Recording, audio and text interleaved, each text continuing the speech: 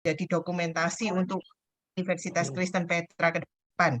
Baik, sebagai acara pembukaan, kita akan mendengarkan perkenalan sekaligus sambutan yang akan dibawakan oleh Ibu Kepala Program Studi Arsitektur, yaitu Ibu Feni Elsiana, Sarjana Teknik, Magister Teknik, dan kemudian juga akan langsung dibuka dengan doa oleh beliau. Kepada Bu Feni yang terhormat, silakan Bu Feni. Ya, Ya. terima kasih banyak Bu Christine. Oke, selamat malam buat Bapak Ibu sekalian, yang terhormat juga Bapak Freddy, Insinyur Freddy Stanto, Magister Teknik, kemudian ada Pak Pius juga, segenap dosen yang hadir malam hari ini berkenan hadir, kemudian juga tentunya yang terkasih para mahasiswa sekalian, ya mungkin dan beberapa alumni yang telah hadir juga di malam hari ini. Terima kasih untuk kehadirannya. Nah, seri alumni berbagi merupakan bagian dari rangkaian DIES ke-55 dari Prodi Arsitektur dan memang akan menghadirkan alumni-alumni dari Prodi Arsitektur Universitas Kristen Petra untuk berkenan kembali ke kampus Bapak Ibu dan rekan-rekan mahasiswa. Jadi memberikan sharing karya-karya dan kiprah mereka seperti itu. Kali ini kita akan mendengarkan ya topik tentang pecinan sebagai ruang publik kota, tantangannya kini dan era pasca pandemi dari Pak Freddy, ya seorang alumni angkatan 75, akademisi, dan juga pemerhati cagar budaya dan kontributor media. Nah, di malam hari ini kita juga bersyukur ya karena kita sudah 55 tahun prodi arsitektur. Jadi awal dari Fakultas Teknik Arsitektur yang didirikan tahun 1967 ya, dimulai dari Embong Kemiri hingga saat ini Tuhan boleh berkenan kita boleh merayakan DIES ke-55 tahun di tahun 2022 ini. Kita sangat bersyukur seperti itu. Nah, mungkin tidak terlalu panjang dan pastinya harapan ke depan bahwa sebagai alumni dari UK Petra dan juga tentunya bagian ya dari Petra Nation ya, kemudian akan terus berkembang, berkiprah, berkarya untuk kemajuan bangsa dan tentunya juga bangga menjadi seorang Petra Nation seperti itu. Terima kasih buat perkenanan dari Pak Freddy juga yang sudah berkenan hadir. Nah, kita sangat berbahagia dan di malam hari ini mungkin langsung kita awali dengan doa ya. Baik, mari Bapak Ibu, rekan-rekan mahasiswa sekalian, kita berdoa. Terima kasih Bapak buat segala karunia-Mu, berkat-Mu. Terima kasih buat segala karunia kesehatan juga yang telah kami boleh peroleh. Bapak, tak lupa kami juga berdoa buat semua rekan, saudara-saudara kami, kenalan kami yang mungkin saat ini sedang sakit. Bapak, tolong jemaah mereka juga, dan mereka boleh memperoleh kesembuhan. Bapak, izinkanlah kami juga untuk boleh merayakan DIES ke-55 dari Prodi Arsitektur dengan penuh rasa syukur, Bapak. Dan kami percaya bahwa Prodi Arsitektur ini adalah milik-Mu. Kami percaya bahwa Bapak akan senantiasa menolong kami buat perkembangan prodi kami, buat alumni, Engkau sendiri yang pimpin dalam kami berkarya. Bapak, izinkanlah juga semua acara ini boleh berjalan dengan baik, berjalan dengan lancar dari awal, pertengahan hingga akhir. Terima kasih dalam nama Tuhan Yesus Kristus kami berdoa. Amin. Amin. Terima kasih banyak Bu Feni. Terima kasih buat kebersamaannya dan terima kasih untuk sambutan serta doa yang sudah dinaikkan. Ya, Bapak Ibu dan juga saudara-saudari yang terkasih sekalian, itu setiap kali setiap kali program studi arsitektur merayakan hari ulang tahunnya, saya selalu ingat itu selalu ada banyak acara yang berbarengan begitu ya. Karena kebetulan ulang tahunnya program studi arsitektur itu selalu berdekatan dengan Chinese New Year. Karena kita ulang tahun di awal bulan Februari, ya. Jadi setiap kali kita merayakan ulang tahun itu rasanya selalu meriah gitu. Ada Imlek gitu ya, orang terima angpau, lalu kemudian ada Valentine's Day juga. Kita kemarin baru saja merayakan Valentine's ya. Untuk para alumni, untuk para mahasiswa yang berpasang-pasangan ini, selamat merayakan Hari Kasih Sayang juga. Dan tidak lupa hari ini juga kita merayakan Cap Gome katanya. Nah ini mungkin nanti Pak Freddy akan bisa cerita sedikit gitu ya. Nah, cap gome ini kan ibaratnya apa ya, makanan yang khas gitu, selalu disajikan hanya ada di Indonesia. Karena kalau kita ke tempat lain gitu ya, kita nggak ketemu yang namanya lontong cap gome dan mungkin hanya di Jawa. Karena sepertinya kuliner ini itu khas sekali, ya, sehingga masyarakat peranakan Tionghoa yang di Jawa itu biasanya selalu menantikan gitu cap gome kan rasanya itu spesial gitu. Kita makannya sekali setahun. Dan yang unik memang dari cap gome itu, kalau mungkin kita yang hobi memasak, itu nyiapinnya banyak. Tadi pagi Pak Freddy sempat cerita, bakule sudah pegel katanya gitu karena Bu Foni ya membuat cap gome. Saya bisa membayangkan karena banyak sekali yang harus disiapkan ya. Aneka rasa, aneka apa ya, warna juga di dalam kuliner itu seolah-olah ingin menyiratkan betapa binekanya negara kita Indonesia berpadu di dalam semangkuk lontong cap gome yang dinanti-nantikan banyak orang gitu ya, yang rasanya luar biasa. Nah, pada hari ini kita akan mendengar sebuah sharing. Jadi sebelum mendengarkan sharing, mungkin saya akan sedikit memperkenalkan, mungkin tadi Bu Feni sudah sempat memperkenalkan sedikit Bapak Freddy ini adalah mantan mentor ya Bu Feni ya. Bukan mantan yang lain, mantan mentor ya Bu Feni ya. Oke. Jadi ini kebetulan saya mendapat short CV dari Pak Freddy. Beliau adalah aktivis budaya. Jadi selain beliau sekarang juga mengajar di Universitas Ciputra, sebelumnya Pak Freddy mungkin buat para mahasiswa yang belum tahu ya, Pak Freddy ini dulu pernah bergabung di Universitas Kristen Petra sampai tahun berapa ya Pak ya? Saya ya lupa. 2007. Pernah 2007. jadi teman satu kamar ya Pak ya. Di P705, bukan di tempat yang lain ya. Jadi tempat satu kantor gitu, satu kamar di Petra, satu ruangan ya. Beliau bergelar Master of Architecture dari ITS, lulus tahun 1997 dan kita yang mungkin masih mengikuti terutama media cetak Jawa Pos, pasti kita nggak mungkin nggak kenal Pak Freddy. Beliau adalah salah satu penulis artikel yang berbau heritage dan budaya, terutama pemerhati kota Surabaya, yang sangat intens saya lihat menulis di Jawa Pos. Ya. Jadi artikel-artikel beliau kita bisa lihat, bahkan terus terang Pak Freddy, saya itu dulu tertarik masuk Petra itu karena saya lihat dosennya keren loh. Kayak Pak Freddy gitu. Karena dosennya itu apa ya, kayaknya ngartis gitu Pak. Wah ini dosennya keren ini, sering nulis di koran, begitu ya. Iya, berarti ada kontribusi yang nyata dari akademisi di media. Lalu kemudian beliau juga mempromosikan bahwa kota adalah bagian dari pariwisata, terutama pariwisata Indonesia. Founder dan aktivis dari, wah banyak sekali ya. Jadi ada Surabaya Heritage, Syarikat Pusaka, Surabaya Artist for Heritage, Peranakan Indonesia, Seduluran Surabaya, waduh banyak sekali. Lalu kemudian bersama-sama Bapak Dahlan Iskan, mungkin bagi rekan-rekan mahasiswa, tahu nggak ini siapa itu Dahlan Iskan ya? Jadi beliau pernah menjadi mantan menteri, ya menteri apa ya BUMN kalau nggak salah Pak ya, BUMN ya, betul sekali. Nah dengan Pak Dahlan Iskan yang dulu adalah CEO dari Jawa Pos, menggagas Kia-Kia Kembang Jepun dan kemudian bersama kelompok pekerja seni pecinta sejarah memberikan penghargaan 100 tahun pusaka Surabaya dan member penghargaan kepada media sejak tahun 2009. Rasanya kalau saya bacakan ini short CV tapi banyak isinya. Sampai kemudian pernah mendapat beasiswa pelatihan tentang Urban Heritage Strategies dari Kementerian Pendidikan Kebudayaan dan Science Belanda ya Pak ya, untuk studi di Erasmus Huis di Rotterdam University.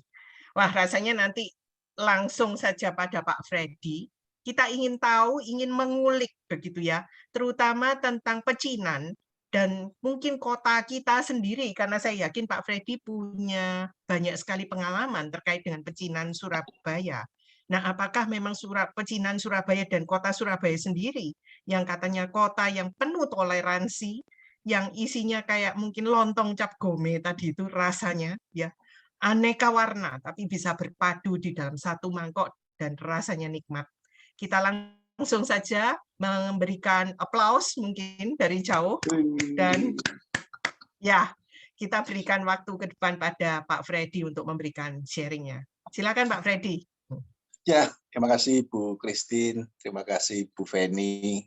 Saya happy karena generasi muda sudah tampil di UK Petra, arsitektur UK Petra, karena tantangan zaman memang orang-orang seperti saya itu lewat. Teman-teman milenial, kemudian generasi baru ini harus tampil karena pola pikir segala macam sudah berbeda. Saya yang awali tadi melihat partisipan yang datang. Yang bikin saya keder ternyata nggak ada. Selamat saya. Akhirnya tidak ada orang yang engkong saya bernama Handinoto tidak muncul. Daripada nanti saya nanti nonton YouTube-nya Pak. Untung. Mudah-mudahan ke depan baru lihat. Beliau sebetulnya inspirator pertama saya untuk suka heritage. Dulu nasib saya itu juga sering dibuat ketawa-ketawaan gitu karena sering disuruh survei, disuruh fotokopi gitu ya. Survei ke Pasuruan gitu. Yang ngurus suratnya itu saya. Bolak-balik. Di Plukutu Pepkot, di Plukutu bolak-balik itu. Bos saya itu Pak Handinoto. Tetapi dari beliau saya belajar bagaimana menembus birokrasi yang luar biasa ketat zaman itu. Jadi kalau teman-teman tugas akhir dulu itu ngurus 2 minggu gitu, saya 2-3 hari sudah selesai. Kalau tahu saya celah-celahnya. Jadi di Plukutu Pak Han itu gunanya banyak. Kemudian diajak ke Pasuruan, diajak kemana-mana, itu yang menjatuhkan hati saya kepada diri beliaunya. Jadi kalau hari ini beliau muncul, saya rotok keder, beliau rotok sungkan. Untung di daftar itu tidak ada. Ke Bapak Ibu saya biasa dibantu oleh presentasi, jadi saya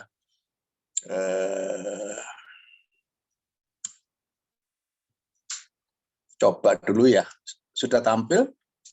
Sudah Pak, sangat jelas Pak. Oke, thank you. Tadi Bu Christine bercerita tentang apa tadi, Cap Gome ya. Kontol. Jadi saya ingat bagaimana pengalaman saya di Kia-Kia Kembang Jepun itu membuat surprise ketika Kia-Kia itu berjalan 1 tahun. Awalnya Pak Dahlan itu bilang dengan saya, Freddy, syaratnya Kia-Kia ini ya, 1, keamanan, 2, keamanan, 3, keamanan. Siap, Pak Bos. Tiap malam saya siapin sekitar 25-30-an lah.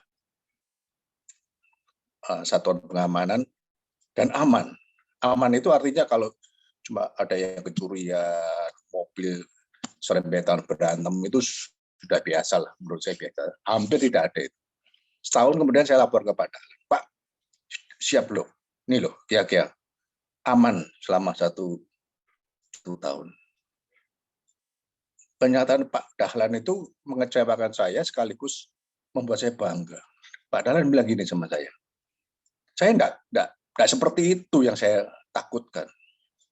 Saya itu cuma takut satu, yaitu Kia-Kia diserbu orang-orang yang anti Chinese. Jangan lupa Kia-Kia itu berdiri sekitar 2-3 tahun setelah Gus Dur dan Megawati membuka lagi kebudayaan Chinese. Jadi padahal itu keder.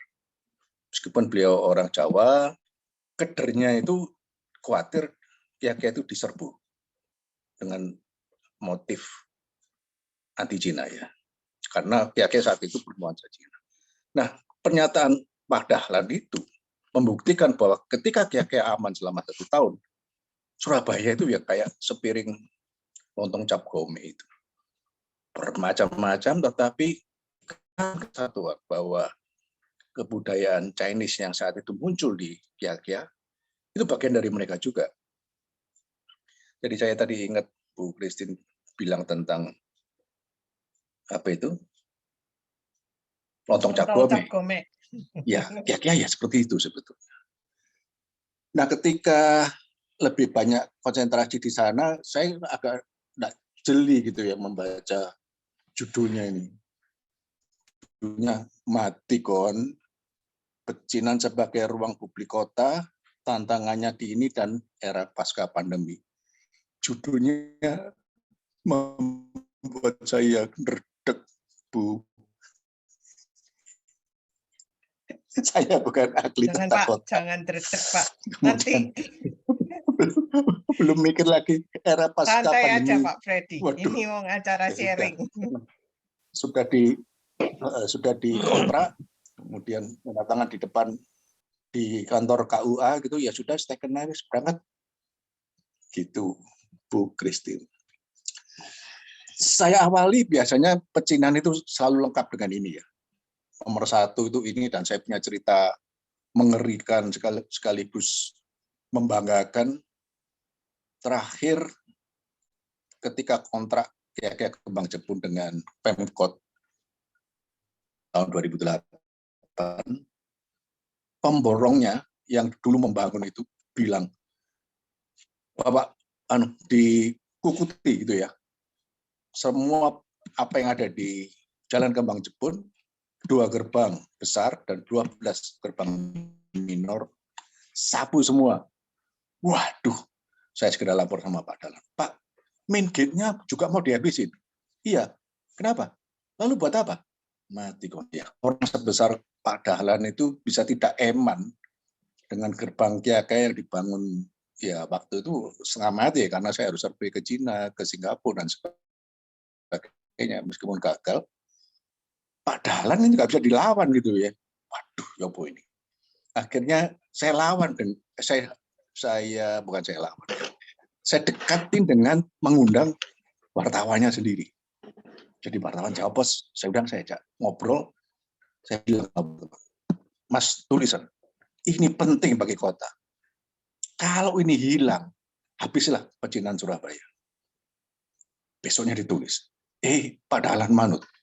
Jadi gerbang itu penuh dengan kekhawatiran, dan akhirnya saya happy karena tetenger gerbang Kembang Jepun itu ada sampai sekarang. Dan itu sudah lama sebetulnya gerbang itu muncul. Kalau nggak salah tadi ada slide dari admin ya. Ada gerbang, nggak tahu tahun berapa itu, 1940-an. Ya, saya dapatkan Ya, dari ya. dokumentasinya Surabaya Memory itu. Foto-foto lama. Ya. Ya. Dan gerbang itu meskipun kemudian bentuknya sama, itu dosa saya juga. Karena begitu saya selesai bangun itu, 10 hari kemudian ada wartawan yang mempublish, ini loh gerbang tahun sekian. Untung dosa kita besar-besar karena jaraknya hanya 10 meter bergeser dari gerbang yang dulu ada. Saya bangunnya 10 meter lebih masuk ke dalam. Ya itu sedikit cerita, karena gerbang-gerbang ini seperti juga di Den Haag, di Antwerpen, di Melbourne, itu yang nonjol pertama itu gerbangnya.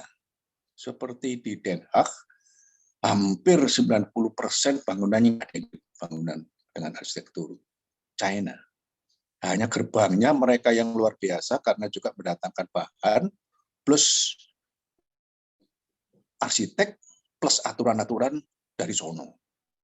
Kecuali gerbang Kiakai Kembang Jepun yang dibuat untuk aur-auran. Ada yang ngomel berat karena ketahuan ada yang kacau dari gerbang Kiakai Kembang Jepun. Kalau ada yang tahu, bisik-bisik saja, nanti heboh lagi. Nah, ada satu yang menarik ketika baik pecinan di Surabaya maupun pecinan di Semarang minimal, saya rasa kita mesti terima kasih sama orang Belanda.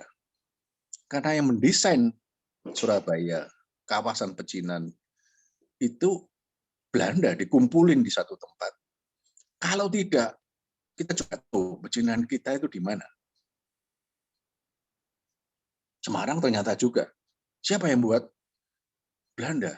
Dan konyolnya lagi pada saat itu mungkin belum Belanda ya. VOC, perusahaan dagang bisa mengatur kita itu bertempat tinggal di mana. Yono kurang ajare, yo ada terima kasihnya. Kalau enggak, mungkin nenek moyangnya Bu Christine juga nggak bangun situ ya kerajaannya. Nah ini Surabaya. Awalnya Surabaya itu kota benteng. Ada ujung-ujung lancip itu sebelah kiri itu bentengnya. Yang dibentengi siapa? Ya Londonya, itu kurang ajarnya Londo. Baru kemudian ada kawasan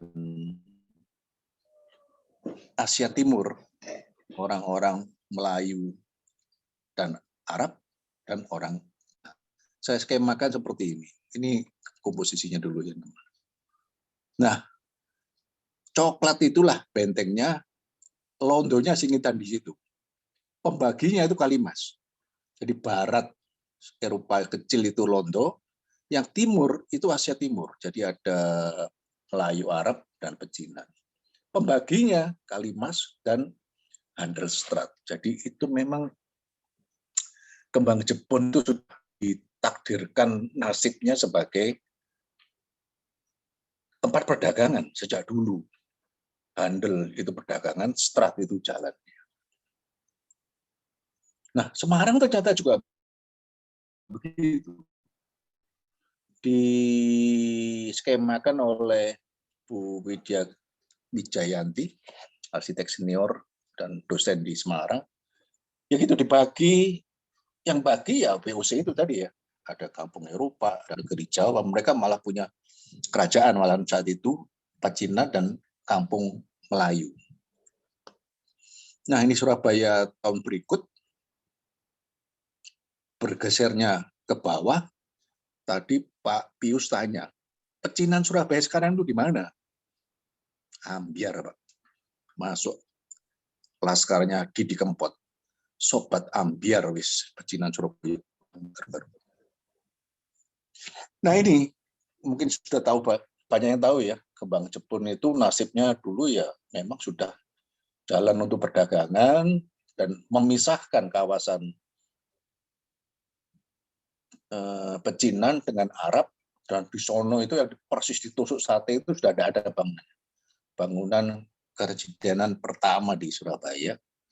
Dan konon kabarnya Surabaya ini karena kota dagang, macetnya pada suatu waktu itu lebih macet dari Jakarta. Jadi Surabaya ini maju.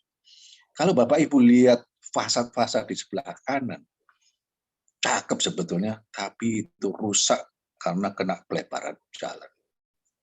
Jadi ada satu saat Kembang Jepun itu dilebarkan, fasad-fasad cantik ini hilang kecuali yang di sebelah kiri. Yang di sebelah kiri itu sampai sekarang ada, dan ada satu lagi di situ ada kantornya Jawa Pos, dan disitulah gerbang Kiagia maupun gerbang yang tadi ditunjukkan Bu Christine itu muncul, ada di situ.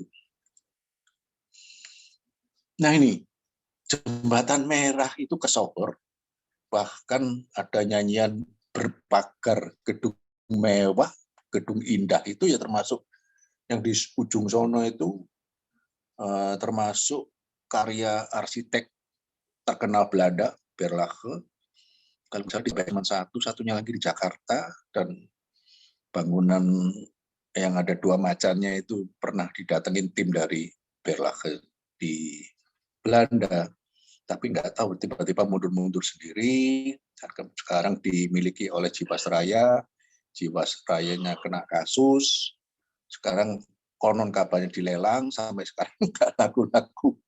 Begitulah kantornya Berlage yang ada di Jalan Fitrat ya. Dan Jembatan Merah yang fenomenal itu saat itu masih ada, dan ramenya perdagangan. Konon yang bangunan putih di ujung kiri itu adalah bangunan imigrasi.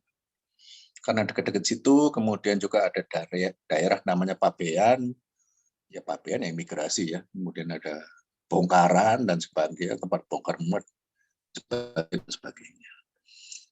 Salah ini. Jadi setelah Handelsstraat, jalan Kembang Jepun itu juga tetap jalan yang keren gitu ya. Jadi secara kota yang ditanya sama bikin judulnya dalam skala kota itu, Kembang Jepun ini memang tempat hangout, termasuk pada saat di kuasai Jepang. Kembang itu Jepun itu Jepang. Jadi tempat hangout-nya, dugemnya tentara-tentara Jepang itu di Kembang Jepun ini. Dan Saya penasaran itu Pak Remi Silado ya Pak ya, yang pakai betul, putih ya. betul. Jadi 3 tahun yang lalu ada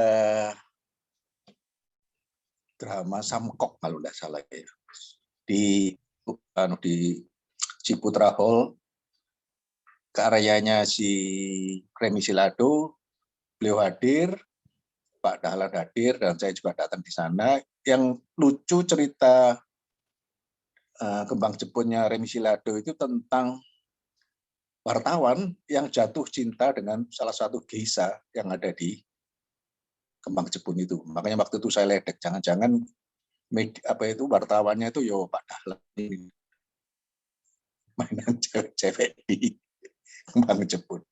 Jadi Kembang Jepun itu sangat fenomenal dan tempat dugem yang luar biasa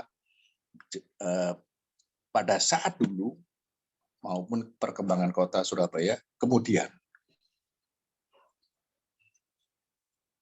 Nah, ini tadi ya, Bu Christine.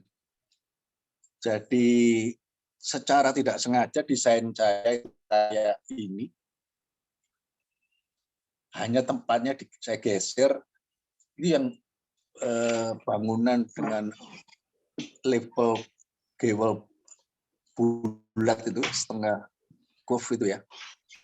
Itu kantor Jawa Pos sekarang ditempati oleh Radar Surabaya. Zaman dulu itu awal mula cikal bakal lahirnya Jawa Pos ketika Jawa Pos masih dimiliki oleh orang Chinese. Jadi jangan lupa ya, Sinpo segala macam itu adalah media-media awal. Itu tokoh-tokohnya orang-orang yang membuat dan memajukan media Indonesia itu Chinese, termasuk Jawa Pos. Nah, kemudian Jawa Pos itu ditangani oleh Dahlan Iskan dan menjadi salah satu media besar yang terbit di Surabaya. Jangan lupa Bapak Ibu, Kompas pun keder. Jadi jaringan-jaringan Radar Surabaya, Mojokerto, Radar Sulawesi dan sebagainya itu secara unit-unit kecil itu tidak tertandingi oleh koran apapun termasuk Kompas. Jadi Kompas itu keder menghadapi Jawa Pos yang mainnya itu di kota-kota kecil.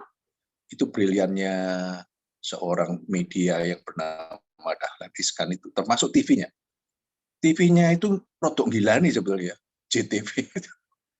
Kualitasnya itu yang kemudian punya fans berat, termasuk koran-korannya.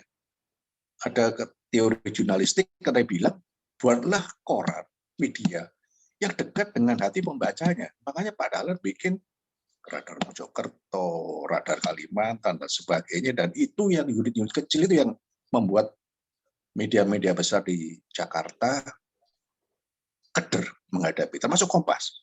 Meskipun secara, mohon maaf, kualitas pemberitaan, Kompas masih nomor 1 menurut saya. Tapi terlalu berat untuk orang-orang daerah, sehingga jajannya ya Jawa Pos gitu ya, zaman itu.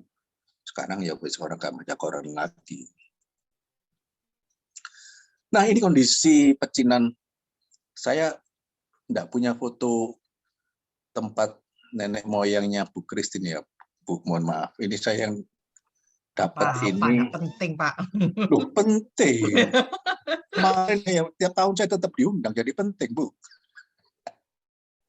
Saya harus terima kasih dengan keluarga besar T.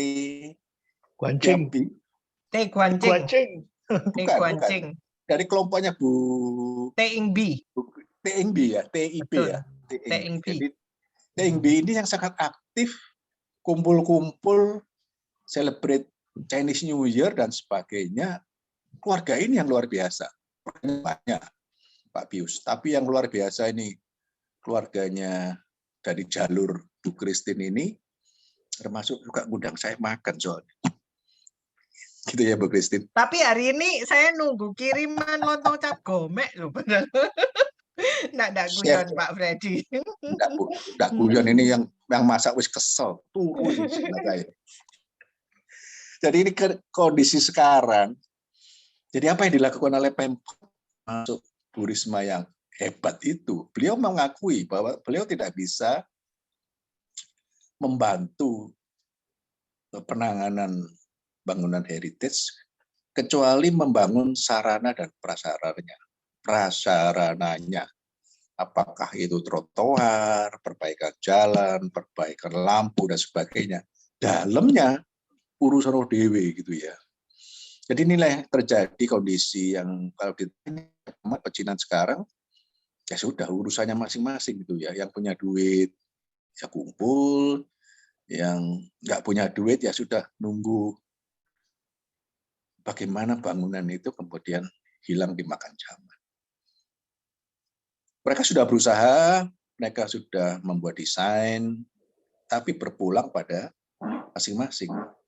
Kemarin saya ketemu dengan Direktur Rumah Sakit Darmo, beliau bilang, apa itu, aku itu loh Pak, nggak tahu kayak opo-opo sama Pemkot, padahal nggak boleh ini, nggak boleh itu. Loh kan dapat potongan 30% PBB. Sopo sih ngomong. Jadi apa yang diceritakan Bu Risma dan saya mendengar sendiri bahwa pemilik bangunan Cagar Budaya itu mendapat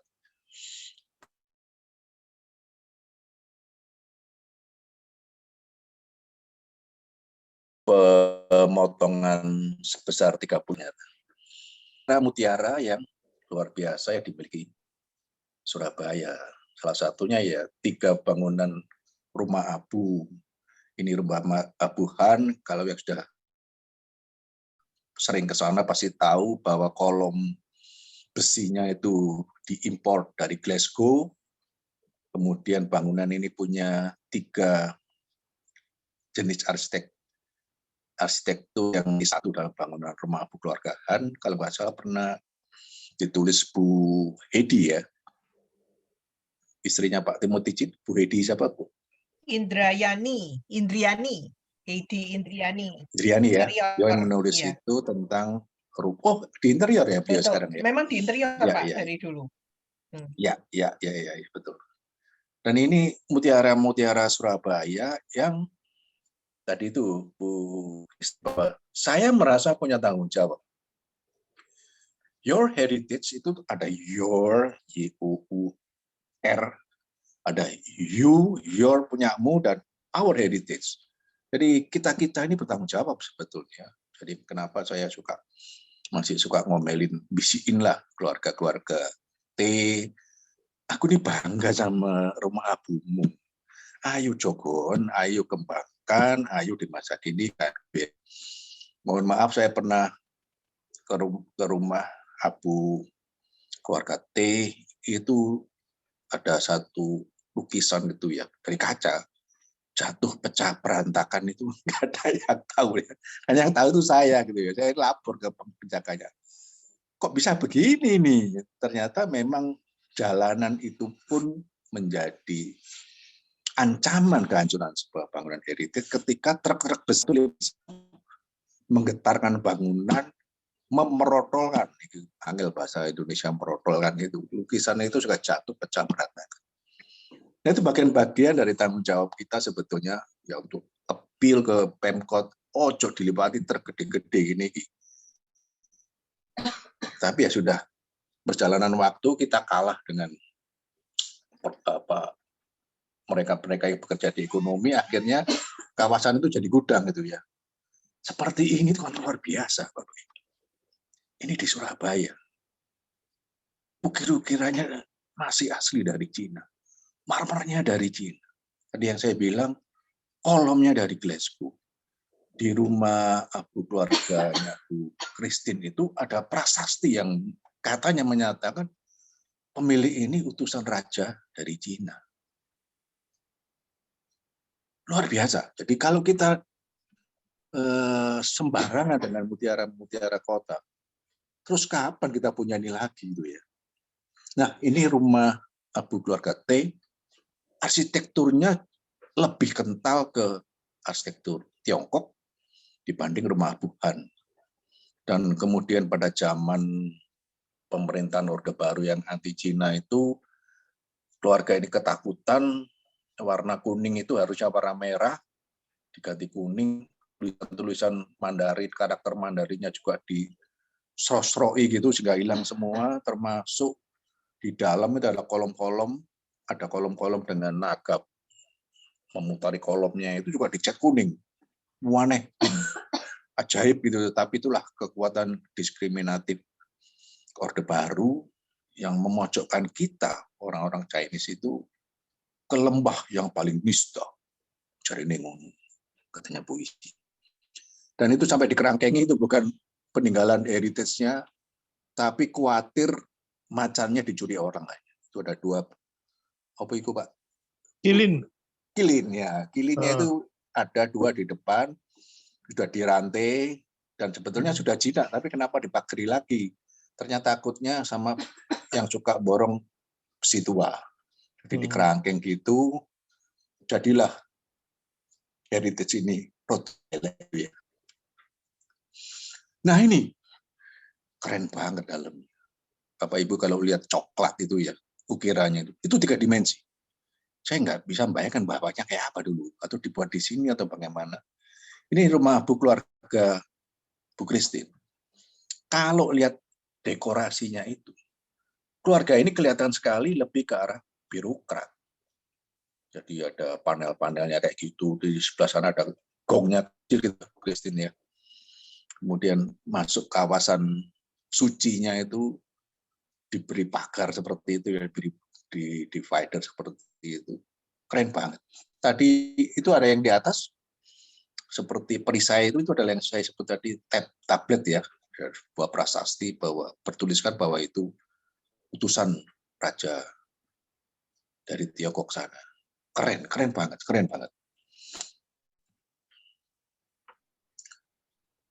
Nah, satu kali karena diwari sekian tahun di Kiakia, saya nemu ini. Bapak Ibu ada yang tahu bangunan ini? Jalan Kemang Jepun. Iya, sebelah kanan. Di atas dari itu atas ternyata, dari bawah nggak kelihatan Pak ya, tapi itu iya, nggak kelihatan. Sebentar. Jadi di atas itu ada seperti pendopo dengan ujung-ujungnya nok itu naga. Keren banget. Dan saya beruntung bisa nembus itu. Biasa kalau paling gampang kalau nembus bangunan-bangunan yang agak private gini, saya sanggupnya bawa media. Bu, Pak, Om, Tante, saya mau bahas ini, mau masuk koran, mau masuk TV, boleh ya? Rata-rata 90% saya berhasil. Dan saya naik sampai ke lantai atas itu. Di atas itu keren sekali kalau kita sore ngopi di situ, lihat pemandangan Surabaya zaman itu ya. Itu lantai ke 1, 2, lantai 3 atau lantai 4. Pendoponya kayu, dan di ujung-ujung itu masih terlihat sekali ya, kepala naga. Dan kalau kita tidak mendongak ke atas gitu, ya juga nggak kelihatan satu. Karena keramaian jalan. Dan di depannya itu kantornya Mas Pion. Pas pernah saya berapa kali kontak di sana, saya bisa naik liftnya kelihatan. Lu, api ire. Nah kayak gini ini kita nggak paham dan satu waktu akan habis di telan zaman. Ini yang saya iri. Tahun 2000 sekian ya, waktu Pak Jokowi masih wali kota Solo. Saya ke Solo, sebelum ke Solo saya ke Semarang. Di situ mampir di restoran Cianjur, depannya gereja Belenduk. Oh iya. Keluar gelap. Masuk lagi saya cepetan. Takut. Nah, 10 tahun kemudian, kayak gini. Ramenya ampun, nyari parkir susah. Bukan hanya tempat selfie-selfiean, tapi kemudian kota ini bangga dengan kota lama. Nah, Surabaya itu sampai sekarang belgedes kayak gini, nggak punya apa-apa. Bahkan menurut saya sudah ambiar-ambiarnya, kita sudah tidak punya catatan lagi. Ada sih, tapi sudah kacau balau gitu ya. Ini contoh Bapak Ibu, saya dengan lama sekali ya. Jadi saya pernah pergi dengan rombongan Gubernur Imam Utomo. Salah satu objek yang ditawarkan perjalanan itu adalah ke Shanghai. Lalu ditawarin Old Shanghai dan New Shanghai. Batin saya lauk nang nonton nang Old Shanghai. Maksud saya itu begini, pasti bagus. Tapi saya lebih cenderung mungkin sekitar 75% hati saya itu mau lihat New Shanghai. Faktanya enggak. Wisatawan itu lebih suka pergi ke Old Shanghai. Shanghai ini kan pernah dijajah sekian negara, sehingga kemudian mereka yang menjajah membangun kota Shanghai awal-awal dulu dengan bangunan-bangunan yang super keren dengan gaya-gaya masing-masing. Ada Rusia, ada Inggris, dan sebagainya. Prancis membangun bangunan-bangunannya itu top. Karena mereka akan show juga di situ sebagai kota perdagangan. Plus arsitektur tradisional Tiongkoknya. Dan di situ pemasukan ekonominya, secara ekonomi devisanya gede-gedean, tidak mampu mengalahkan yang modern. Nah, kita tidak pernah punya itu. Surabaya tidak pernah punya. Berapa kali didesain, bahkan saya pernah diajak oleh Pak Yusak Ansori itu mendirikan Surabaya Tourism Promotion Board, dan itu berlangsung cuma 2-3 tahun, kemudian dihapus sama Bu Risma. Dan kami sekarang tertarik lagi kawasan lama Surabaya itu diapano. Ini yang pernah menjadi kebanggaan Surabaya. Kia-kia Kembang Jepun pernah ramai seperti ini, dan saya selalu bangga. Ini loh, pseudo ceiling. Saya bisa membuat langit-langit bayangan dengan ratusan lampion. Jadi kalau sekarang ada lampion punya di G-Works ini, saya selalu bilang, oh aku gak kalah dulu, aku juga pernah bikin kayak gini. Dan kami import ya dari China, karena di sini belum ada lampion segini banyak dalam waktu singkat dan dibangun. Nah, ini keramaian-keramaian yang mestinya bisa diciptakan untuk meramaikan kawasan lama. Sebetulnya inti dari pecinan ya di sini Furstrat ini, Jalan Karet, jalannya mendiang nenek moyang Bu Christine, dan pecinan ini, Jalan Karet ini sebetulnya. Sayangnya kemudian dia menjadi sebuah zoning mendukung Jalan Kembang Jepun sebagai pusat perdagangan. Gudangnya ini satu demi satu bangunan lama di mangkrak kemudian jadi gudang. Jadi di depan rumah Abu T maupun rumah Tuhan itu bisa truk itu setengah hari di depan situ tidak bisa minggir karena bongkar muat di situ. Nyebelin banget. Mau foto aja nunggu truknya pindah. Nah, truknya lagi ngimbal dari truk satu ke truk yang lain, kemudian jalan dari kota satu ke kota yang lain, ya karena dia jadi pergudangan. Zoning itu yang kemudian malah mempersepi kawasan pecinan ini untuk jadi kota yang meriah seperti pecinan-pecinan yang lain. Nah, ini yang memang mimpi-mimpi saya sebetulnya. Ini gereja. Jadi toko baju. Kenapa saya hopeless sebetulnya dengan Jalan Karet? Yang ini sering saya tawarkan ke teman-teman di Tunjungan. Bangunan-bangunan mangkrak di Tunjungan itu digarap gitu ya. Dengan pendekatan baru, dengan cita rasa baru, dengan semangat baru. Ini di mana Pak Fred? Jangan dibiarkan. Ini saya lupa tadi. Saya punya catatannya, tapi ini lupa. Di Indonesia atau di... Enggak. Di Eropa. Oh. Ini contoh-contoh yang saya ambil di Eropa atau di Amerika ya. Maksud saya pendekatan-pendekatan kayak gini, termasuk yang lama-lama, contoh seperti rumah mendiang nenek moyang Bu Christine, itu kan di belakang bisa jadi kafe gitu ya. Nah, saya minggu lalu saya bikin webinar dengan Bu Widya, dia bilang, kayak Pak Freddy itu loh, bikin sesuatu untuk kumpul, ya makan. Kiai-kiai itu makan. Kemudian Kopi Semawis, komunitas pecinta wisata Semarang ya, itu tempat bertemunya lewat media makan gitu. Jadi kenapa enggak gitu ya? Jadi apakah bikin kopi tiam di situ, kafe di situ, atau cari sesuatu sehingga orang itu jauh-jauh mau datang karena makan. Itu memang pilihan-pilihan yang kemudian tidak mudah gitu ya, Bapak Ibu. Ini saya tidak sengaja ke Belanda, sebetulnya mau lihat festival bunga tulip Gegenhof itu. Enggak tahunya pas perayaan 100 tahun The Still. Saya kaget juga, loh, The Still ini ya memang dari Belanda dan persis 100 tahun perayaan berdirinya, lahirnya aliran desain The Still oleh Mondrian. Hebatnya lagi, betul-betul saya iri, hebatnya lagi itu satu negara. Kenapa saya bilang satu negara? Begitu saya sampai di Schiphol, bahkan sampai ke desa-desanya, itu memamerkan karya-karya The Still.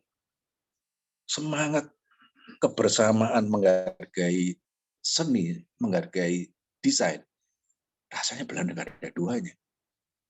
Di Festival Bunga Tulip kawasan Kode itu dibuat dengan bunga-bunga tulip, warnanya warna-warna The Still, warna-warna utama dari desain-desain Mondrian.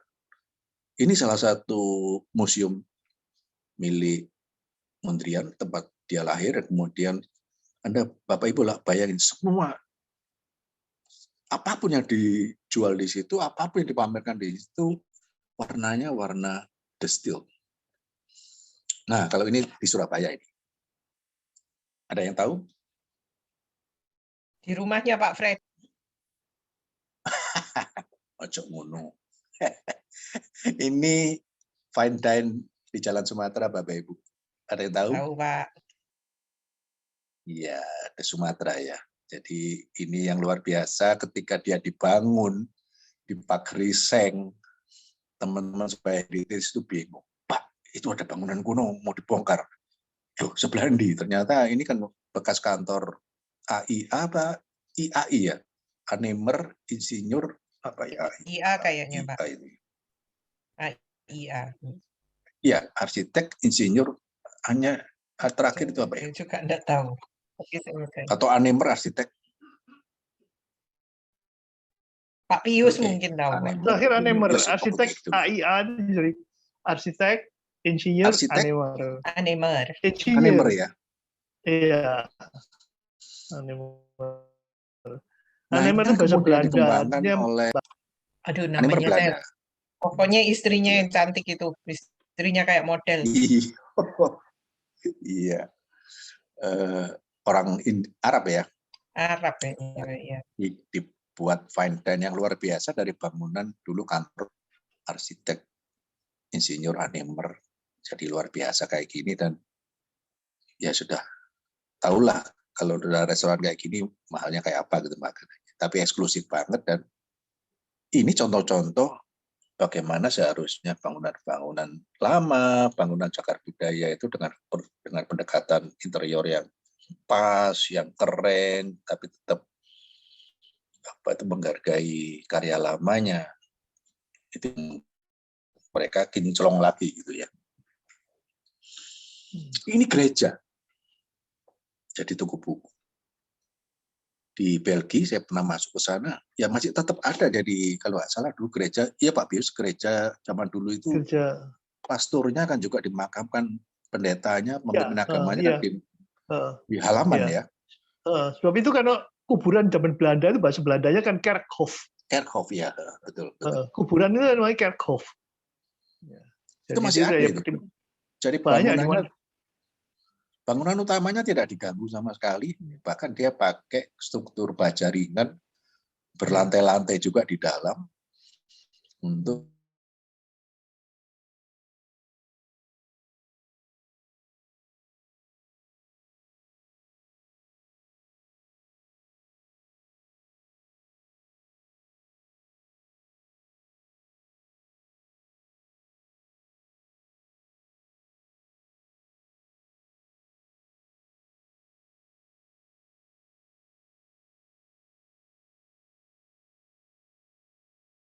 Gembong, ya.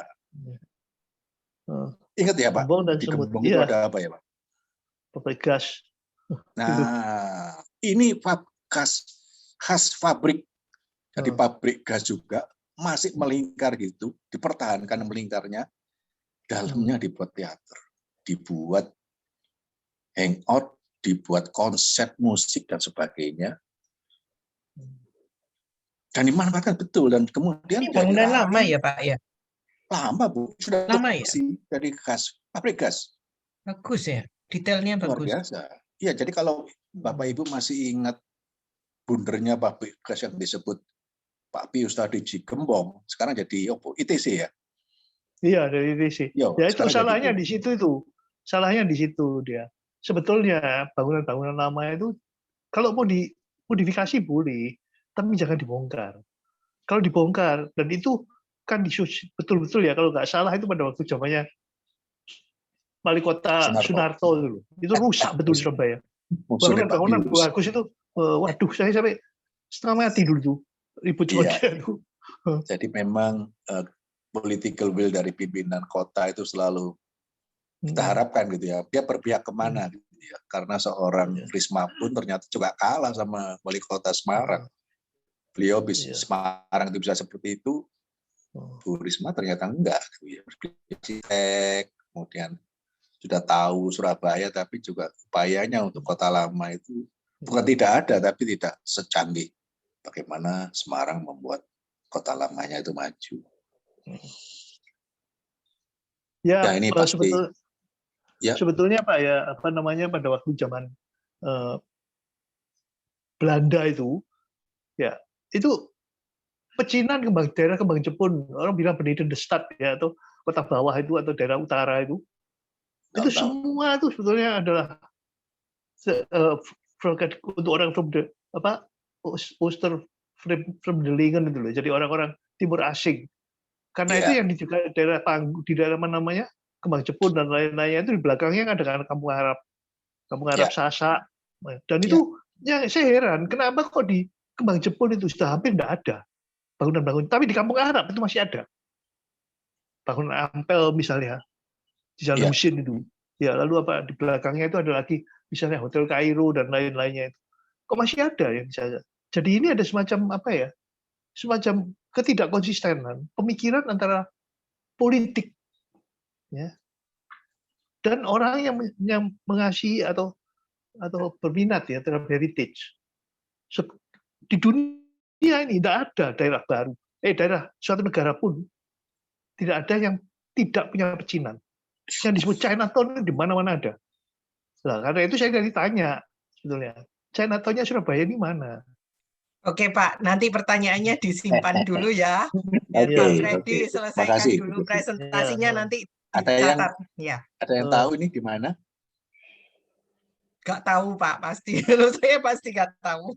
Ya, di tengah-tengahnya itu museum, kirinya jadi rumah tinggal dulu di galeri, sebelah kanannya kafe. Ini kafenya House of Sampurna.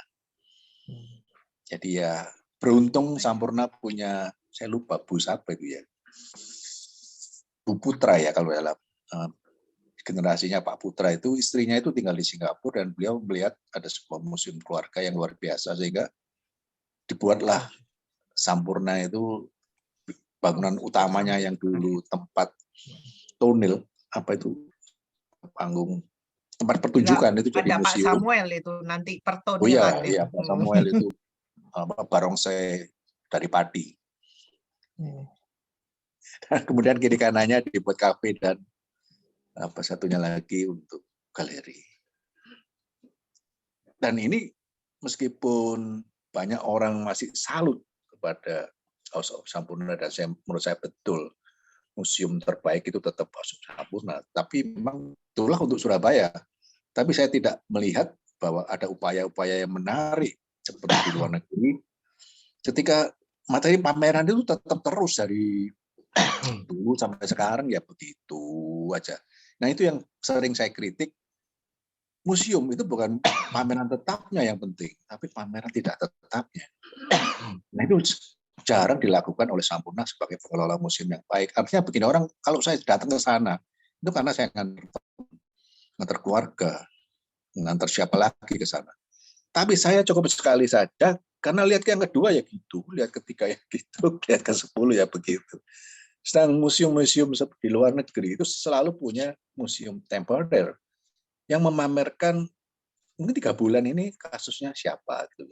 Mungkin pemilik Sampurna menyambut Cap Gome, kemudian mereka pameran menyajikan kuliner, baju James, segala macam, khusus selama 3 bulan itu. Bulan depan ganti lagi mungkin. Sampurna memeriahkan Lebaran mungkin pada saat itu kayak apa. Nah, itu tidak dilakukan. Jadi kalau saya ke museum Sampurna karena ada temannya. Ada teman yang mesti saya ajak ke sana. Sisanya ya wis malas lihat gitu ya. Tetapi itu apapun saya salut dengan Sampurna. Nah, kita menginjak pada permintaannya Bu Christine. Pasca pandemi ini kayak apa sih? Ya sekarang itu kondisinya seperti itu. Pasca pandemi menurut saya kita sudah 2 tahun dalam kondisi seperti ini. Kunjungan fisik pasti juga masih tetap dibatasi. Kemudian kreativitas membuat fungsi-fungsi bangunan lama itu menjadi kekinian. Dan hal yang sangat penting kemudian adalah digitalisasi kekinian dengan memanfaatkan barcode lah segala macam. Jadi saya pernah ke sebuah kota kecil di Jerman. Ya kita di depannya sejarah rumah itu, bangunan itu sudah komplit gitu, lengkap ya. Karena saya paham persis ketika saya berapa kali ditolak masuk rumah Abu keluarga Choa, kemudian ada keluarganya yang kemudian teman kampus di UC, dokter, Pak, kapan aku oleh rumah Abu keluarga Choa? Karena kalau di rumah Abu Han dan rumah Abu T, saya itu sudah bludas, masuk sak waya-waya gitu ya, bahkan saya ngajak ini, ngajak itu. Begitu masuk keluarga Choa, saya sudah bawa media, bawa TV, bawa koran, keluarga satu mengizinkan, keluarga yang lain, siapa yang mengizinkan Pak Freddy masuk sini? Saya juga nggak mau diliput. Hancurlah hati saya berkeping-keping, karena medianya ngamuk sama saya. Pak Freddy ngajak saya ini sudah setengah hari saya ke sini, kemudian tidak boleh. Terus saya ini hari ini dapat apa? Nah, ternyata ada satu kata kunci di rumah Abu keluarga Choa, karena mereka masih punya keluarga di dalam. Nah, saya menghargai. Kalau masih hidup di situ, tinggal di situ, kemudian saya obak-obak bolak-balik, ngejak inilah, ngejak Pak Pius lah, besok lagi ngejak istrinya Pak Pius lah, ya sesuai wongnya gondok. Terganggu privasinya. Dan barcode segala macam ini perangkat-perangkat media kekinian ini bisa dimanfaatkan. Ya sudah, kita nggak masuk, tapi membaca semua jejak melalui piranti-piranti canggih. Nah, itu yang menurut saya di pasca pandemi ini bisa kita kuatkan. Di samping teman-teman luar, saya pernah didatangi tim dari Hong Kong yang membuat e-discovery walk. Bahkan mereka itu begitu kita jalan, ini memang peralatannya untuk jalan kaki. Tur kota dengan jalan kaki. Dan dia ngomong, ini kaki setelah ada jalan sekian ini, ada orang jualan lontong balap. Saya wong Surabaya tidak tahu. Di teman ini sampai kemudian, kalau Anda jalan ke sini, ada menu yang istimewa, yaitu nasi goreng Widodo. Ada yang tahu nggak Bapak Ibu, nasi goreng Widodo di mana? Di nasi goreng itu biasa sebetulnya, tapi di atasnya itu penuh dengan, lupa saya namanya, di pasar besar situ. Ini orang Hongkong, orang Hongkongnya ini bule ya, dan bule ini markasnya di Inggris, e-discovery walk, dan punya software tentang Surabaya lah, Surabaya sebelah mana dan sebagainya. Nah, itu yang kemudian secara pasca pandemi, meskipun kemarin juga sudah dipublish, bisa dipakai untuk jalan-jalan di kota, dan juga baik bangunan maupun jalan, mungkin jalan tunjungan itu ceritanya kayak apa sih. Jadi ini piranti canggih bisa kita manfaatkan untuk menjawab bagaimana jalan-jalan di kota. Secara fisik bisa dipakai, tapi kemudian terwakili juga dengan model-model QR code dan sebagainya. Gitu, Bu Christine. Terima kasih, Pak Dari Freddy. saya. Ya, terima kasih. Ini benar-benar satu legacy ya. Jadi yang apa yang telah disampaikan Pak Freddy, dan kita tahu bahwa Pak Freddy adalah aktivis gitu ya. Saya cuma penasaran Pak, karena saya lihat di partisipan itu rasanya ada beberapa mahasiswa saya gitu ya. Mahasiswa kami di kelas mata kuliah pilihan arsitektur Tionghoa ya. Komandannya Pak Handinoto tadi itu Pak. Nah, ini Pak Freddy sebagai apa ya, penggagas komandan dari Syarikat Pusaka Surabaya. Kalau melihat foto terakhir Pak Freddy ini, pernah nggak Pak Freddy berpikir apa ya, mengadakan satu entah itu program atau apa namanya dalam rangka usaha Syarikat Pusaka Surabaya untuk gandeng teman-teman muda ini Pak? Karena saya lihat sekarang anak-anak sekarang itu kayak contohnya ya generasi saya gitu. Kita ini casingnya itu casing Tionghoa katanya gitu. Tapi sebetulnya kita tidak terlalu dalam paham tentang peninggalan budaya, tentang ini itu artinya apa, apalagi tentang arsitekturnya Pak, gitu loh. Nah, Ya. ada nggak usaha-usaha dari Pak Freddy dan tim gitu? Bagaimana untuk menghidupkan kota ini kembali, bagaimana mengajak generasi milenial ini untuk kembali cinta pada peninggalan budayanya, Pak Freddy?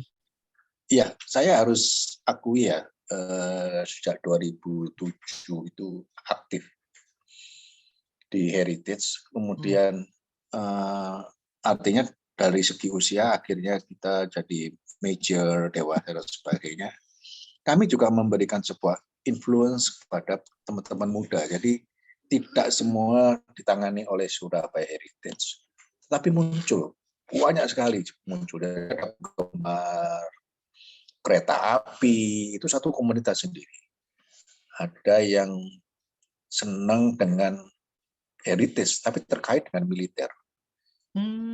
Jadi mereka sangat intens, bahkan sampai ke luar negeri, dibiayai teman-teman dari Belanda, survei ke sana, ahli di heritage militer.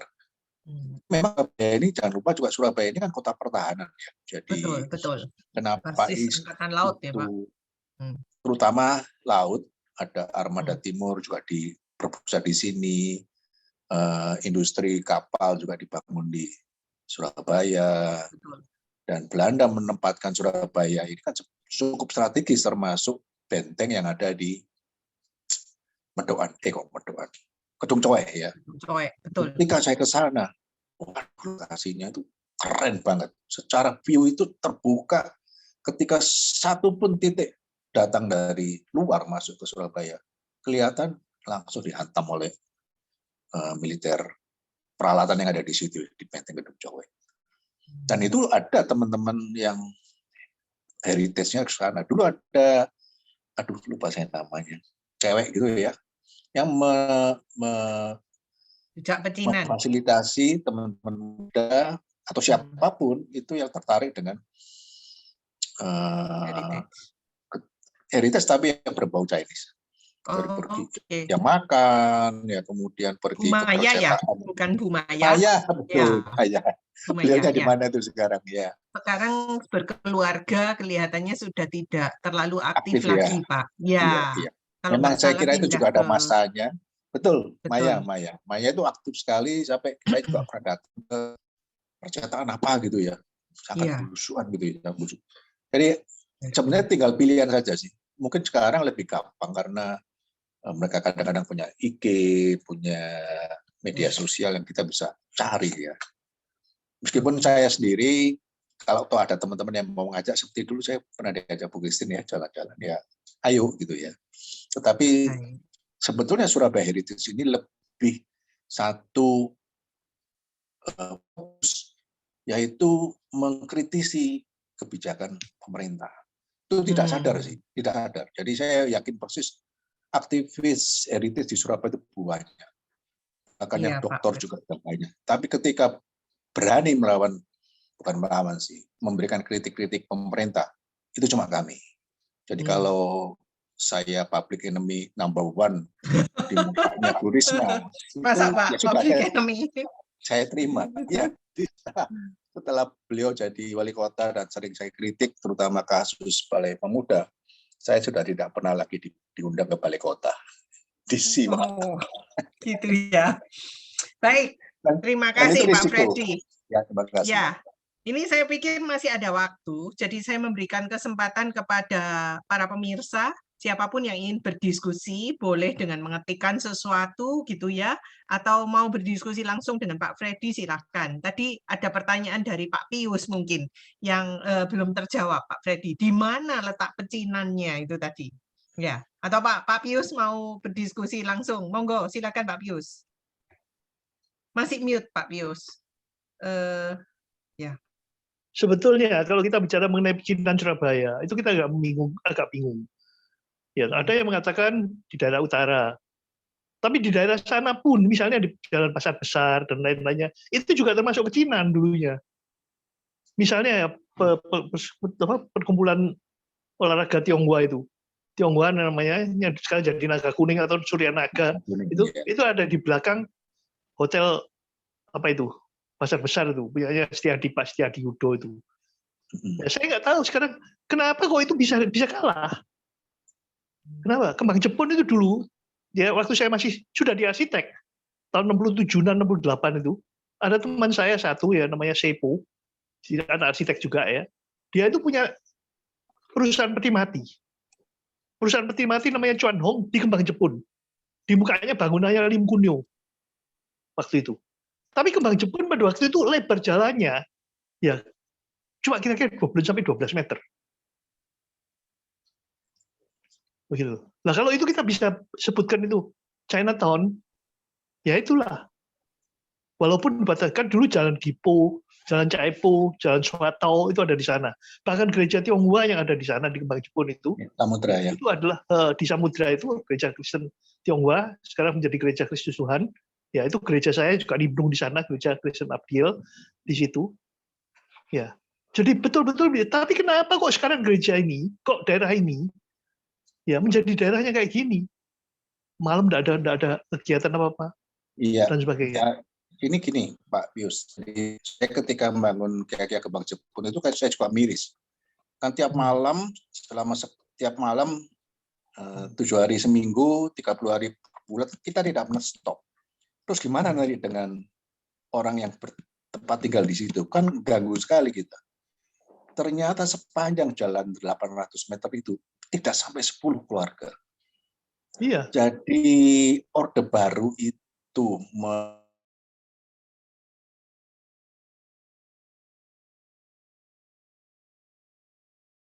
menguntungkan orang-orang China fokus di satu pekerjaan bisnis.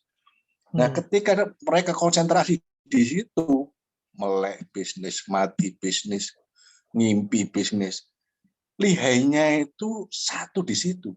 Nah, terus ngapain kemudian kalau mereka kaya tinggal di situ?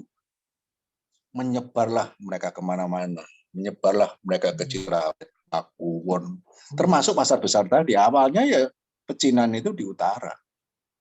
Yeah. Ketika mereka kaya, jangankan rumah. Sekarang kabarnya frateran itu kekurangan siswa. Yeah. Gereja Kepanjen itu katanya ya mulai surut. Yeah. Karena pindah semua ke barat, ke barat, ke barat, ke selatan, ke timur. Ke timur.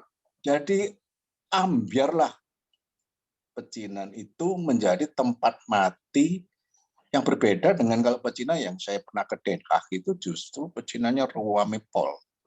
Orang makan di situ Bahkan anak saya itu selalu agak ngenyek gitu ya. Pak, kalau saya pulang Indonesia jangan diajak makan Chinese ya.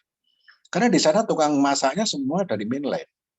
Jadi ketika di sini dia Waikiki ketiga ini. Jadi konsentrasi di pecinan itu mereka bahkan ya sampai seluruh stafnya itu ya jadi Cina mainland. Nah di sini kita kehilangan roh pecinan itu karena pindah. Saya pernah mengamati, saya tulisan saya dimuat di majalah di Prancis. Judulnya saya tulis gini, ketika Om dan Tante berubah menjadi AI dan susu, maka pecinan menjadi Gangnam Style. Ya, saya pernah baca itu. Loh, saya pikir ya Pak. Jadi Gangnam Saya Style. pikir ya Pak Freddy ya. Pak Freddy, saya pikir ya. Kalau dikatakan itu semua apa namanya akibat daripada Orde Baru, sehingga the real Chinatown itu sekarang di Surabaya itu hilang. Saya pikir ya tidak betul juga. Coba kita misalnya, Orde Baru itu kan memerintah di seluruh Indonesia, tuh. Di kota-kota lain itu masih ada. Contohnya misalnya Semarang, Ya, masih ada yang namanya kasus, apa namanya ya, kasus Sampokong yang dan daerah memang itu. Surabaya ya Pak. Loh, Termasuk ya itu loh. itu. Jadi kita coba tanya ya, sekarang kenapa Surabaya itu kok begitu? Berarti di Surabaya ini ada something wrong, ya, yang sudah tidak mencintai lagi budaya, ya, budaya heritage, entah itu Tionghoa, entah itu Arab atau apa, mereka tidak mulai lagi punya itu, gitu loh. Maksud saya itu begitu. Justru gini, Orde Baru itu tadi pagi saya di wawancara media tentang Potehi. Pak Pius tahu pemain Potehi itu siapa sekarang? Tahu saya, orang-orang Jawa itu tadi. Iya. Jadi Baik Dalang satu, pemain musiknya 7 orang, semua orang Jawa. Yang kemudian kita bertanya loh, kita adat budaya Chinese, tapi yang main orang Jawa. Lalu Cinone nanti. Cinone ya sudah Gangnam Style tadi tuh, naik kuda, main golf, naik mobil Ferrari, lali juntrungane gitu ya. Jadi itu kenyataan-kenyataan bahwa kenapa AI dan susu itu tidak ada di Jakarta, tapi khas sekali Surabaya. Tapi begitu tren itu muncul, saya amati kemudian saya tulis di tulisan saya, itu bahkan Om dan Tante tadi itu, orang-orang yang Holland Spreken, habis riwayatnya. Ini menarik ini Pak Freddy. Kebetulan di sini itu salah satu admin dari acara ini itu Pak Wira, itu berasal dari Palembang. Nah kalau di Palembang gimana ya Pak Wira ya? Kebetulan Pak Wira ini juga suka ya mengamati budaya. Saya jadi penasaran karena Palembang itu juga kota yang sangat identik dengan peranakan Tionghoanya kalau menurut saya. Mungkin ada cerita sedikit dari generasi berbeda dan dari alumni yang dari negeri seberang, Pak Wira. Gimana menurut Pak Wira? Ayo silakan Pak. Saya izin minum ya Bu. Oh, monggo Pak Freddy, acara ini santai. Kalau di Palembang memang ada beberapa pecinannya sih Bu, cuman tidak menonjol di sana. Tapi justru kalau saya ke Palembang, itu saya penasaran dengan daerah yang dikatakan pecinannya. Dan kalau nggak salah kemarin saya pernah search bahwa ada di daerah kampung Cina itu yang ada rumah kapitan. Ya, lalu kemudian pecinannya memang berbeda karena terapung. Jadi ada yang bisa makan pempek di apa itu namanya di kafe yang terapung di atas kapal gitu. Nah itu satu pengalaman yang memang unik gitu ya. Tapi saya nggak tahu seperti yang diceritakan Pak Pius dan Pak Freddy tadi itu terkait dengan kebiasaan misalnya mulai dari panggilan itu orangnya lebih tua itu biasanya manggilnya apa ya? Di kita sekarang. Kalau kita kebetulan kan saya memang ya dari keluarga Chinese juga, terus kan dari TK sampai SMA itu kan di kampus yang mayoritas Chinese sih Bu. Jadi misalnya kalau saya panggil, ya tetap manggilnya tetap AI sama susu gitu sih, tetap masih ada orang AI susu Pak Freddy. Karena di situ AI juga, susu. karena di situ juga Hokkiennya sih juga masih banyak, walaupun memang ya dia ada yang sudah asimilasi ya Bu ya. Misalnya menikah sama yang Masih orang bisa Palembang. bahasa ini ya? Masih bisa bahasa Mandarin. Hokkien ya? Mandarin atau Hokkien kalau di Hokkien sih Bu. Hokkien ya. Iya. Kalau di Jember gimana Bu Feni? Saya kemarin baru dari Jember itu kelihatannya juga Jember ini kan kota yang juga apa ya? Khas juga ada berbaur dengan Madura gitu. Kalau di Ya, Jember Maduranya kuat. Om Tante apa Isuzu? Apa Gangnam Style tadi itu? Gimana Bu Feni? Iya, kalau di Jember sama sih. Ini Pak Fred mungkin juga Isuzu sama. Isuzu juga, Pak. Tapi ini baru, Pak. Baru. Isuzu itu kira-kira ya, saya waktu masih kecil itu nggak tahu istilah itu. Justru tahu itu, itu setelah SMA. Saya sekolah negeri lagi dulu. Saya SMA 6 di situ. Saya baru tahu setelah lulus SMA itu. Iya. Dulu Om Tante. Justru perubahan itu yang menarik. Jadi menurut saya, dulu kita kan dibagi 3 ya. Tidak terasa Chinese itu tidak homogen. Jadi ada Chinese yang Holland Spreken, Chinese Toto, dan Chinese peranaan yang lebih adapt dengan budaya lokal. Profesional yang dari Holland Spreken ini, Om dan Tante ini, sunset. Sudah habis masa kejayaannya, masuklah teman-teman yang menjadi entrepreneur itu. Nah, penguasa-penguasa ekonomi baru ini yang kemudian panggilannya ya AI dan susu. Tante omnya sudah hilang. Holland Sprekennya sudah hilang, dan generasi sekarang yang terbaru lagi dari milenial, nggak paham itu ya sudah anti, miss, panggil gurunya miss, dan sebagainya. Perubahan itu sudah baru lagi. Nah, perubahan itu sebetulnya yang ada apa ini? Ada apa ini adalah sebuah perubahan budaya. Bahkan saya melihat ini perubahan sampai ke perkotaan. Jadi jangan heran kalau jalan di Ponorogo dan sebagainya, dokter-dokter hebat dulu itu sekarang anaknya sudah nggak lagi di Darmo. Bahkan sudah sampai di Pondok Chandra sana, di Menganti dan sebagainya. Rumah-rumah kawasan itu sudah diisi susu dan AI tadi. Jadi itu sebuah perubahan yang kemudian karena saya kebetulan S2 saya itu tentang semiotika ya. Jadi saya baca itu sebagai sebuah perubahan yang ada alasannya gitu. Ada sebuah perpindahan budaya di Surabaya yang sangat kemudian sampai ke urusan urban, penguasaan rumah-rumah yang milik profesional, dokter-dokter hebat, insinyur-insinyur hebat, akuntan-akuntan hebat dulu selesai sudah ganti. Malah yang muncul Ali Markus Alim dan sebagainya kayak gitu. Beda generasi ya Pak ya. Beda generasi, beda panggilan. Beda generasi, beda panggilan. Tapi untungnya kemudian mereka tidak, anak-anak sekarang, anak-anak muda sekarang, dia tidak peduli, kamu totok, kamu Spreken, kamu dan sebagainya. Betul. Sudah membaur. Dan itu sebuah, saya menulis sebenarnya di media belum masuk, bahwa lontong cap gome itu tidak hanya bagaimana orang Jawa dan orang Tionghoa berbaur, tapi sekarang ini orang Tionghoanya sendiri ya sudah mulai homogen gitu ya. Betul. Mereka tidak bilang lagi kamu londo kan apa sok apa dan sebagainya, yang satu nuduh satunya apa, dan mereka sebenarnya secara eksklusif membentuk sebuah kelompok-kelompok. Sekarang enggak. Saya baca itu anak-anak muda sekarang sudah luar biasa, lebih berbaur. Maksud saya anak muda dari generasi Tionghoa. Ya, kalau anak muda yang menjadi semacam kajian menarik adalah yang saya lihat, ya mudah-mudahan saya salah, tapi saya melihat yang mengembangkan budaya Tionghoa nanti akhirnya bukan orang Tionghoa tapi orang Jawa. Di sekarang anak pesantren itu yang sekolah di Cina itu ribuan.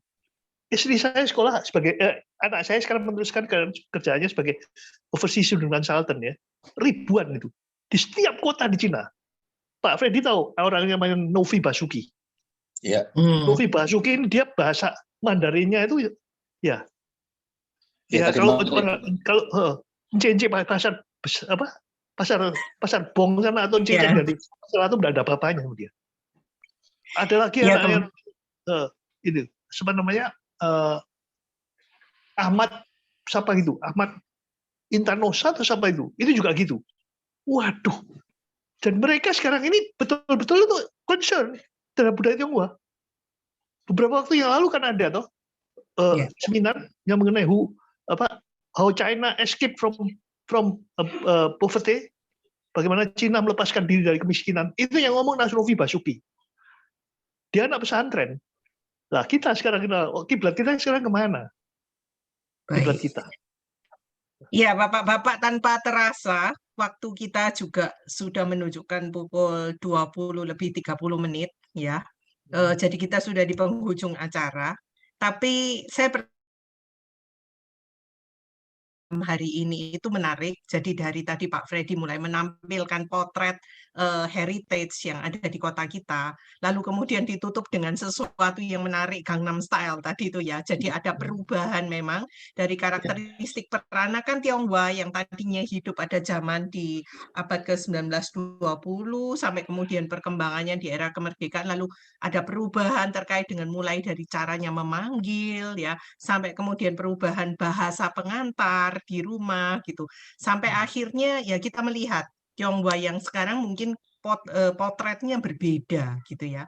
Menarik sekali kalau tadi apa yang disampaikan oleh Pak Freddy. Jadi pada akhirnya mungkin saya harus sedikit membuat konklusi atas apa yang sudah disampaikan. Jadi wajah pecinan kota Surabaya itu ternyata kalau saya perhatikan dari paparan Pak Freddy itu bisa kita baca dari layer-layer sejarahnya ya Pak Freddy ya. Jadi kalau yang tadinya mungkin dibuat dengan tujuan khusus oleh Belanda, lalu kemudian berkembang menjadi era perdagangan sampai akhirnya ditinggalkan oleh orang-orang Chinese yang tadinya tinggal di situ, sampai akhirnya ya sekarang ini, lalu kemudian ini akan menjadi PR besar buat kita. Nah, masalahnya adalah mungkin kalau di sini ada para mahasiswa ya, generasi adik-adik generasi muda yang nanti akan mungkin menggarap ruang kota ini ke depan gitu. Bagaimanapun arsitek punya tanggung jawab terhadap heritage juga. Nah, kira-kira berdasarkan apa yang tadi dipaparkan itu, bagaimana kemudian Anda akan bersikap gitu ke depan. Bagaimanapun ini adalah heritage Anda. Menarik sekali kalau tadi juga disampaikan oleh Pak Freddy bahwa ke depan itu kelihatannya orang Tionghoa dan orang Indonesia gitu ya. Saya nggak bilang pribumi karena nggak ada pribumi, tapi orang Indonesia, orang Jawa, orang Madura, orang Arab itu akhirnya setelah era politik Orde Baru itu dibuka. Dan kemudian mereka juga bisa saling merasa memiliki kebudayaan ini. Itu menarik sebetulnya menjaga bersama supaya kebudayaan ini bisa hidup bersama-sama dalam harmoni. Tinggal bagaimana kita mungkin kadang-kadang saya juga malu gitu ya sebagai anak dari keluarga Tionghoa, kadang-kadang saya juga tidak paham dengan budaya yang diwariskan oleh leluhur saya.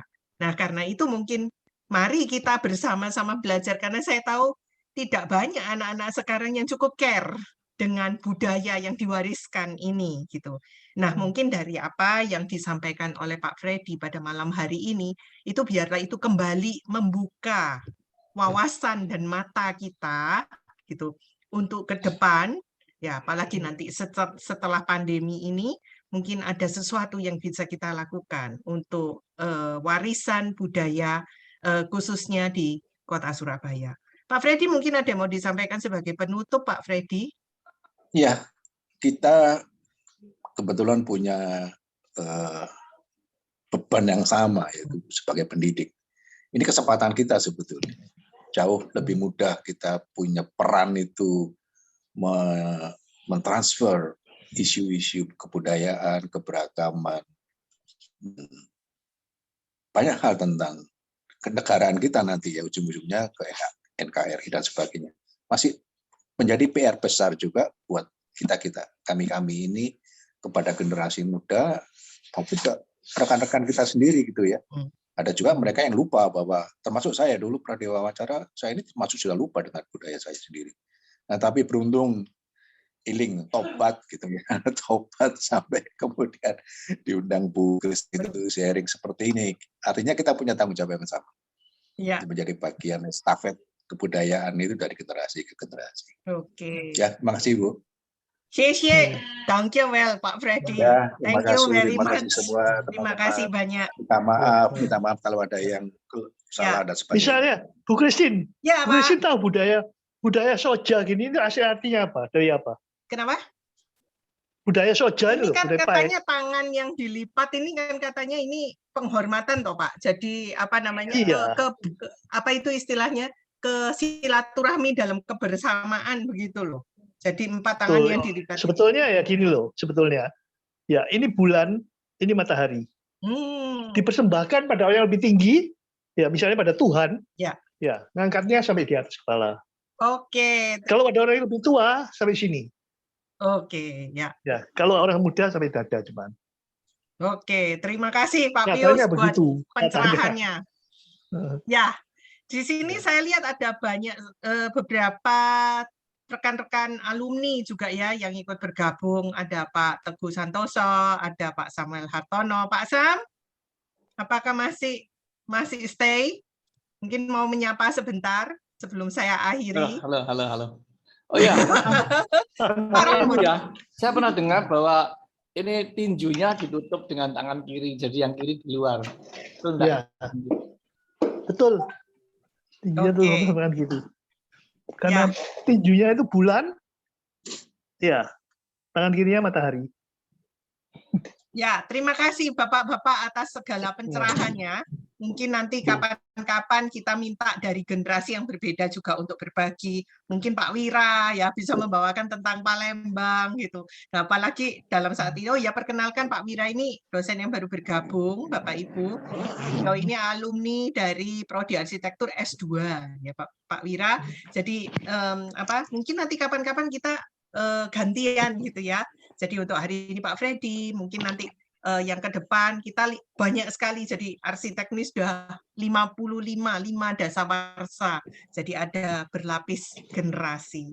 Terima kasih banyak untuk malam hari ini. Sebelum saya tutup ada beberapa pengumuman yang ingin kami sampaikan dari Komisariat Alumni Arsitektur UK Petra. Yang pertama, forum sharing alumni Ngampus Maneh, rencananya tadi saya sudah sampaikan di depan, kami akan mengadakan acara ini rutin setiap bulan. Dan untuk bulan depan rencananya akan diisi oleh alumnus kita juga, alumna ya, katanya kalau perempuan alumna. Alumna kita dari angkatan 1987, beliau adalah Ibu Insinyur Doti Windayani, IAI AA. Dan beliau merupakan juga salah satu alumna yang patut dibanggakan oleh Prodi Arsitektur seperti Pak Freddy tadi, yang punya kiprah juga di tingkat nasional. Bu Doti adalah Ketua Umum dari IAI DKI Jakarta. Malam Pak Beni, apa kabar? Sudah selesai menguji? Baru selesai menguji. Wah, nanti lihat YouTube-nya aja Pak. Nanti lihat YouTube-nya ya. Oke, lalu kemudian kami atas nama program studi arsitektur, saya mewakili Bu Feni dan segenap rekan-rekan dosen dan juga teman-teman dari alumni arsitektur UK Petra, sekali lagi ingin mengucapkan banyak terima kasih untuk Pak Freddy, Ban Kamsia, Xie, banyak terima kasih sudah bersedia memberikan hadiah ya, hadiah perdana di tahun 2022. Bukan lontong cap gomek ya Pak ya, lontong cap gomek pecinan Surabaya, untuk kita semua boleh berbagi. Pak Freddy, sukses terus. Kami akan selalu memantau mungkin karya-karya Pak Freddy lewat mungkin tulisan-tulisan di artikel. Mudah-mudahan apa yang dilakukan Pak Freddy boleh senantiasa juga ditiru, menjadi semangat buat adik-adik yang masih mahasiswa saat ini. Lalu ya saya rasa itu Christine, dari kami ya Pak Beni. Saya minta maaf sama Pak Freddy ya. Aku silakan. janji Bu Christine teko. Saya selesaikan satu slide ini. Jadi ini hari Valentine Bapak Ibu. Pak Beni kemarin juga lagi ngerayain Valentine sama Ibu gitu ya.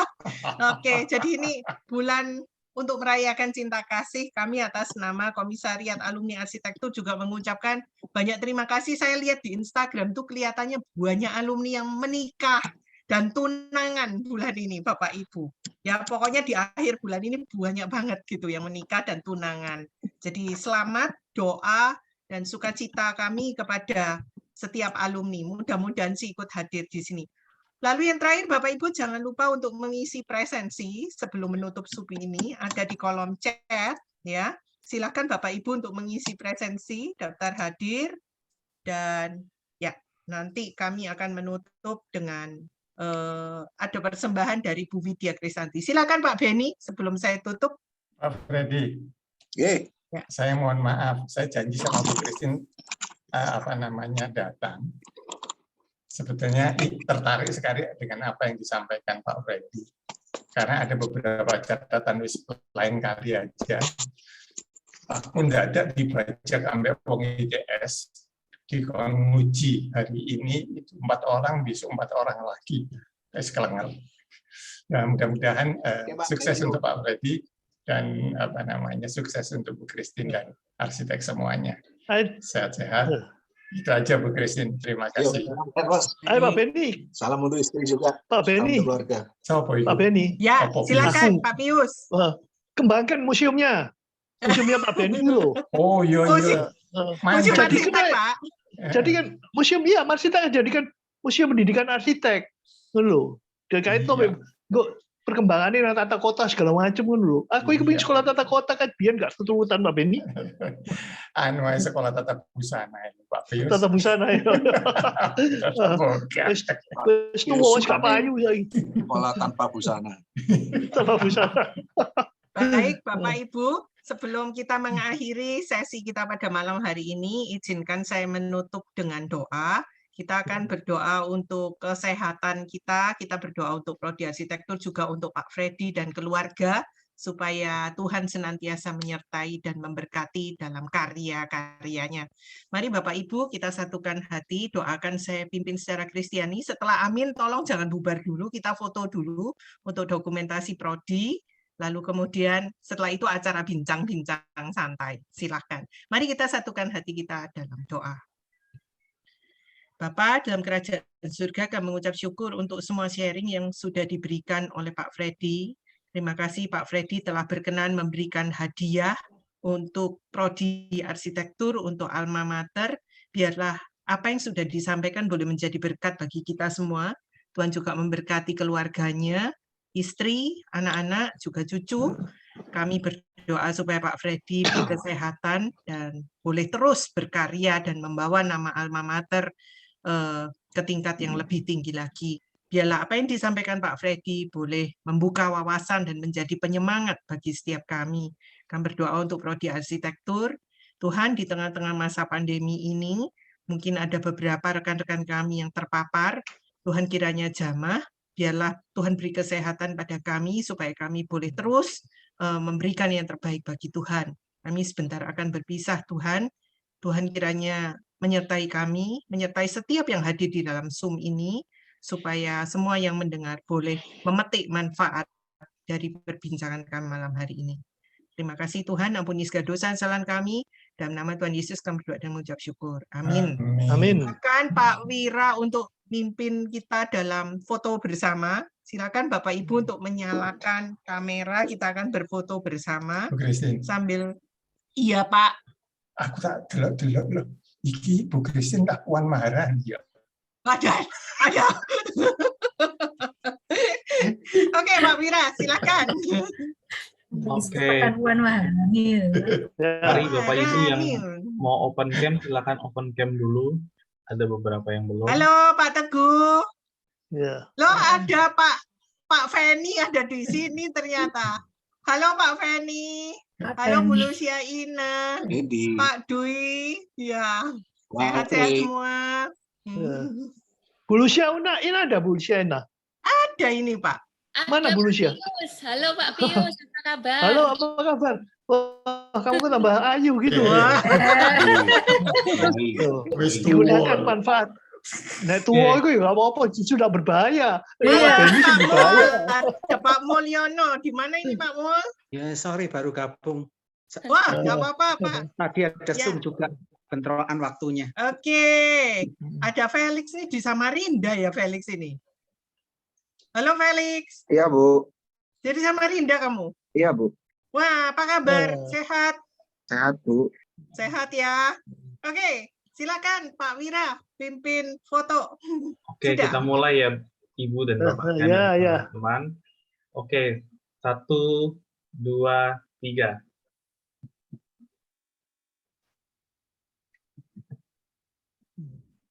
Sudah? Sekali lagi. Boleh kayak bebas, kayak bebas. Ya, gaya bebas. 55. Kan ulang tahun 55. 1, Ini serem ya? 2, 3. Oke. Oke. Lima itu gaya mengaum ya. Terima kasih Pak Freddy. Terima kasih. Terima Selamat kasih. malam. Saya mohon izin live ya. Terima kasih. Selamat Saya malam. setelkan sebuah persembahan lagu nih dari Bu Widya. Pelan aja ya. Oke, yang masih mau ketemu Pak Freddy boleh chatting. Terima kasih banyak ya Pak Freddy. Ya, terima Salam kasih, Bu buat Christine. Oma. Terima kasih Pak Ya, Fred. terima kasih. Terima kasih Ibu. Terima kasih Bu Terima kasih Penny. Pak Freddy. Terima kasih teman yang lain. Terima kasih Pak Penny. Freddy. Sopo iki? Dedi. Sopo iki? Dedi. Gambarmu ndi? Oh, ndi nak? Aldri, terima kasih. Pak Agus Dwi, terima kasih. Oh, Freddy dah. Fred, sorry banget. Kak, Dedi. Dedi sopo? Dedi Anuru. Oh, Pak Fani, Pak Feni. Pak Feni, ya Pak Penny. Iki lho, cangkem tua iki wis tremor. Ngomong gak tepat terus. Dan sehat-sehat, sukses. Apa kabar, Dad? Baik, Bu. Mestinya hari ini tuh saya tuh mau minta tolong Dedi, Pak Freddy untuk jadi Oh, moderator. kenapa, Bu? Nggak mau, malu karena Bu Feni Kaprodi. Saya bilang, lo nggak apa-apa toh duet antara suami istri. Ya. Duet suami istri mengawal mentor. Bu Feni, Apa pembimbing? Bu Feni, Iya Pak. evaluasi ini sesuk ya. Tadi kebetulan ambil asistensi ambil apa sama diminta kunci itu terus jadi mandek separuh. Nggak apa-apa Pak. Iya. Makasih. Kasih. Oke. Ya, thank you. Pak Freddy masih belum bisa ke nyambangi cucu ini ya. Ini udah nggak direkod kan, Wir? Sudah berhenti rekodnya. Record deh. Hah? Dulu. Kita stop record dulu jadi